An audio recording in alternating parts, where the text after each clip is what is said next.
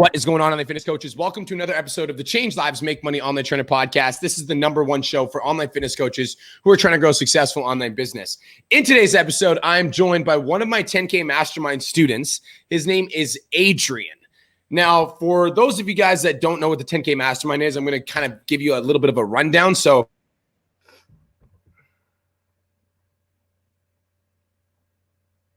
And then we've got the 10K Mastermind. And in the 10K Mastermind, essentially what we do is we take clients who are around, 5 to 10K and we help them scale to 20 to 30. So Adrian is here, and Adrian is, he hit his record high month last month, $21,000. And I'm super proud of him for hitting 21K in a month. But enough about that. For the podcast listeners, Adrian, hello. How are you? Good, man. I'm doing good. Good. So let's do a quick little intro, bro. So who are you, dear sir, and how do we know each other? Yeah, so I met Brian. It was actually a year and a half ago. I was still working in the gym, busy in-person trainer. I was in the gym for like 6 days a week, working like upwards towards like 10 hours a day. Mm-hmm. And it's funny because I saw Brian. He was the first business coach I saw on social media. And I was super, super cynical and skeptical of the whole like online scene. And I've been always watching Brian and just seeing what he does for his content. I didn't believe it. I was a non-believer. And You're a non-believer. I love it. Yeah. When you saw the stories, what would you think? You'd be like, there's no way. He's lying. I didn't believe the money that people were making. I thought it was a scam, to be honest. It was up until, and I'm sure a lot of people listening here are in-person trainers. So I was getting really burnt out. I was getting really tired of like doing the same stuff, like seeing clients session after session.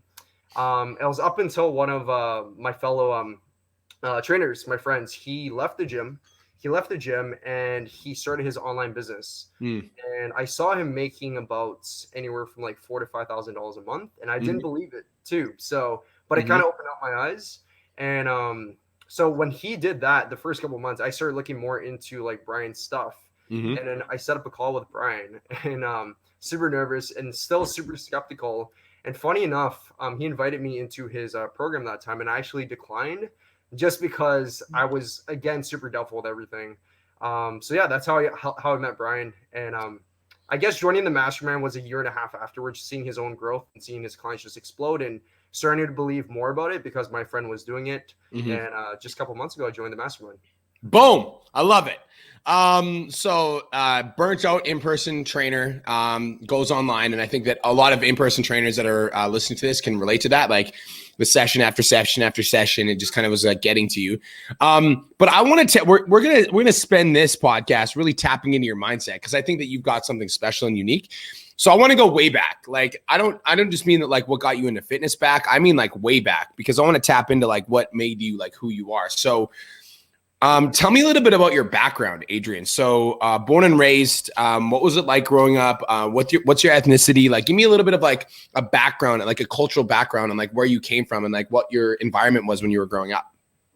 Yeah. So I grew up in a very average income, lower than average income. I mean, it was a good childhood. My parents fully supported me. Everything was good, but it was very, very average growing up, and they helped me all the way. I went into university, and the thing was, growing up, I didn't really feel like I wanted to fit into being like what my parents wanted me to do. So being in an Asian family, my parents really pushed me into like the health sciences sector. So they actually wanted me to be like a doctor or work in like a hospital. And that's actually what I studied. So I graduated in health sciences. But during the entire time during university, I was pretty lost, and I was upset with where I was. I felt like super out of it when I was going to classes. If someone were to ask me what I wanted to do, I couldn't really tell them. So I guess I always had that desire within me to want to do something greater and above than just working like a regular 9-to-5 job and just being like even a doctor, even though it is like a decent paying job. I felt like I could have always done something greater. So, and growing up, so I did play a little bit of sports. I was actually playing hockey when I was younger, and there's a time when I actually tried out for junior hockey, and I got cut. And I remember that time was where I started to take fitness and everything more seriously. So this is about maybe 5 or 6 years ago. So during the tryouts at the very end, the coach and the GM, they would put all the names of the people that made it onto the team, onto the locker room. So at the very end, this is like when I was like 17, 18. I remember right when he smacked it on, everyone ran to the locker room door, and my name wasn't there. And the thing was, I trained 6 months for that tryouts. Everybody else had like professional coaching. I didn't. I was just in my garage, like busting my ass, like stick handling, just doing cardio. And I was working really, really, really hard. And I was like, I was so certain I was going to make it, but I got cut. So that was my first taste of failure. And I think ever since then, it kind of wired inside me. Like, I really hate failure ever since then. And it wired within me that I'm just going to outwork everybody. Yeah. Like, if I'm going to fail one time, I'm just going to keep going again.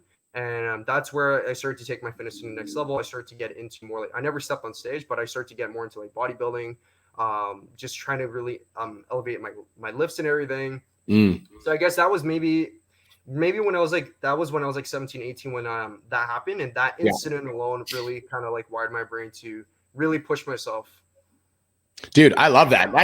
I think that's so important because that first taste of failure, dude, I can relate to that. I remember, I don't know how often I've talked about this, but very similar story where when I was in high school, I was a team captain, and I remember trying out, there was like this Team Alberta tryouts, and I really wanted to play football at the next level. And I was like, this is my chance to get scouted. Like if I make Team Alberta, then I'm playing for Team Alberta, and then somebody's going to notice me, and et cetera.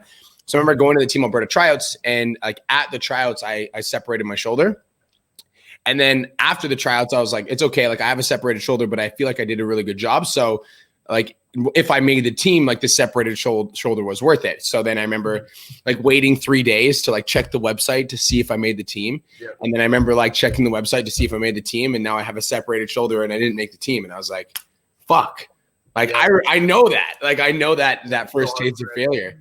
It just like it stings. It stings. It stings. Oh, yeah. So that got you into fitness. You started working out. Were you always passionate about fitness in university? Like when you were studying, like, did you know you wanted to go into the fitness field? Were you still working out? Like, what was that? What did that look like? Yeah. So, I've been working out before hockey tryouts. So I was doing it. It was just kind of like a hobby for me. So I started maybe like when I was 16. I'm 25 right now. So it's almost been 10 years. But during university, it was something I took more seriously. I guess that was kind of like my getaway. So like while I was going to classes, I was not happy being in school. I really was excited going to the gym, the school campus gym. Like that was like kind of like my getaway, my alone time. And being a trainer was actually interesting because I never planned to be a personal trainer. It was actually how it all started. Being an in-person trainer was actually from one of my friends. He was an in-person trainer. He was talking about how cool it was and how you can train clients, and he thought like, Adrian, like it'll be a great job for you. And at first, once again, and this is where the mindset switch had to come in. Like I was super, again, doubtful. And I was like, you know what? I don't know about like being a personal trainer. Like my parents want me to be like in the medical field. And I really thought long about it before I actually submitted my application to work in the gym. So, and then how long were you working in the gym before, like obviously you knew you wanted to go online, but tell me a little bit about your gym experience. How long were you working there? I was working in the gym for about a year and a half. Before I started my online business. And you were killing it in the gym. I believe when we talked on the phone, you were one of the best trainers in the gym. I was one of the busier trainers. I won't say the best, but I was one of the busier trainers in the gym. Okay. So tell me a little bit about when you first started online, because you didn't end up enrolling. You ended up going on your own, but you got your business to like $7,000 to $8,000 a month by yourself. Tell everyone what you were doing, because those people that are listening right now, like that are like having a hard time getting their business off the ground. Like I don't recommend everybody do this, but when Adrian told me how he got to $8,000 a month, I'm like, bro, you have my respect. So tell me what you were doing, literally.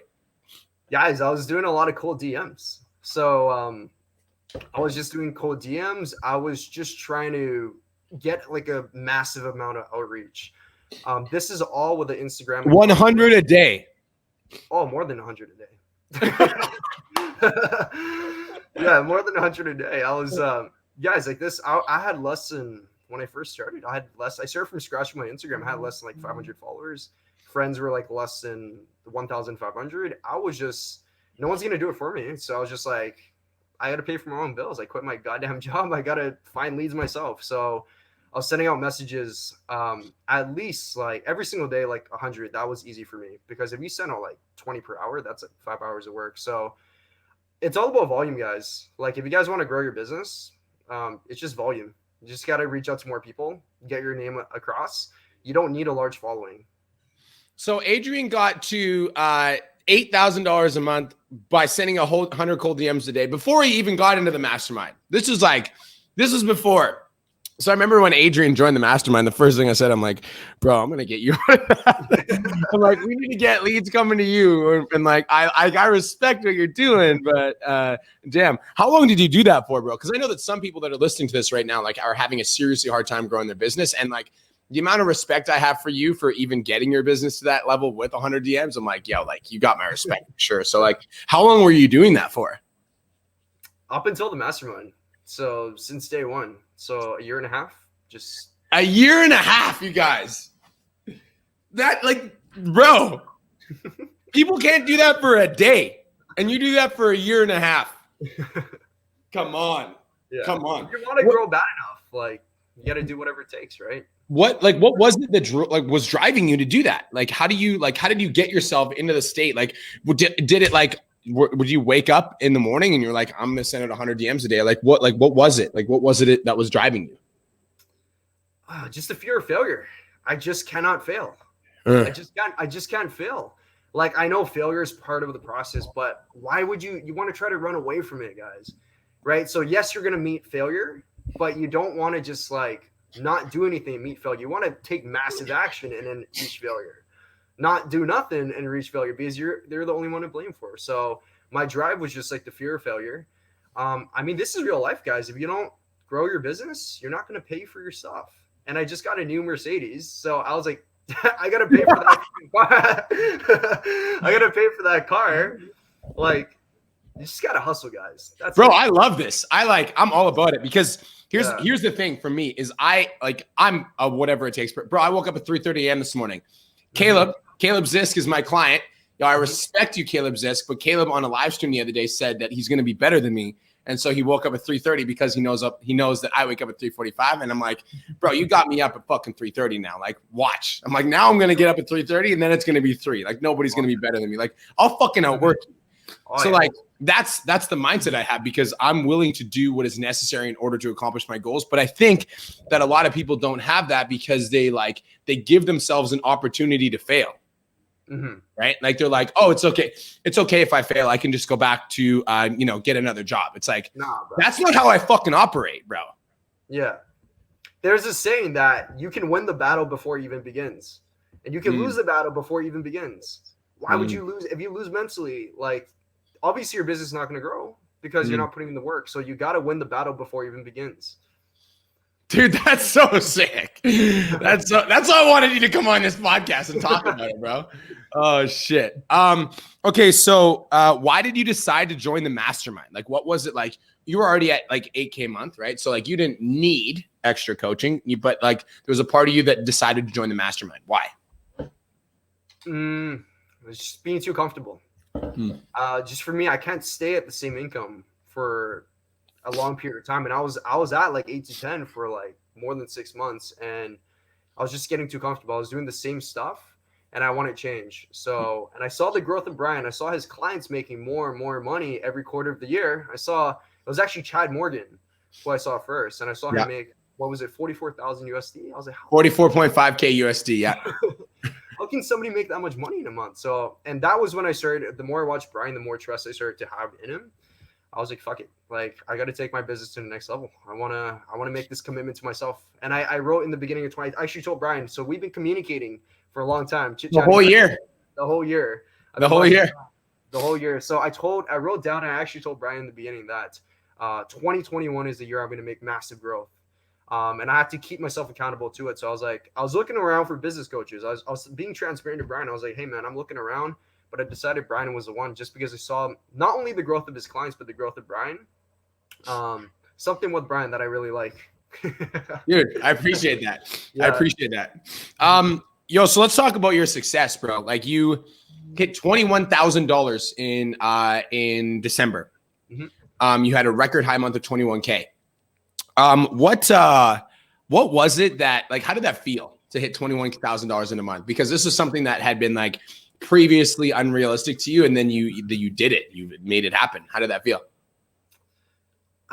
It feels good. It feels good, but it honestly, when you hit a certain income, it's just like, it feels good, but then afterwards you just think about what's next. So right afterwards, I actually have it right over here. I put 30,000 per month as my sticky note. So it feels good, but it feels more like an accomplishment. I mean, your life doesn't change too much when you hit like an income goal. Yeah. Things are the same. It's just more like a personal accomplishment. Yeah.